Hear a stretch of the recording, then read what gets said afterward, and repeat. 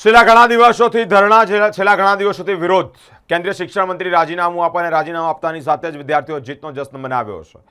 ન કેવળ દિલ્હી પરંતુ અલગ અલગ શહેરો અલગ અલગ રાજ્યોના અલગ અલગ જિલ્લાઓમાં પણ શહેરોમાં પણ મેગા સિટીમાં પણ આ જીતનો જશ્ન મનાવવામાં આવ્યો છે। કરજણથી મોટી અપડેટ સામે આવી છે। કરજણ ખાતે પણ વિદ્યાર્થીઓની જીત થઈ એટલે કે કેન્દ્રીય શિક્ષણ મંત્રીએ રાજીનામું આપ્યું, સરકારે તેની પાસે રાજીનામું લીધું।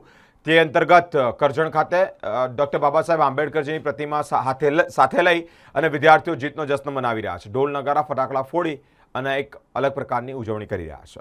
ભારત દેશની અંદર શિક્ષણ માટે છેલ્લા 36 દિવસથી સંઘર્ષભર્યું આંદોલન ચાલતું હતું।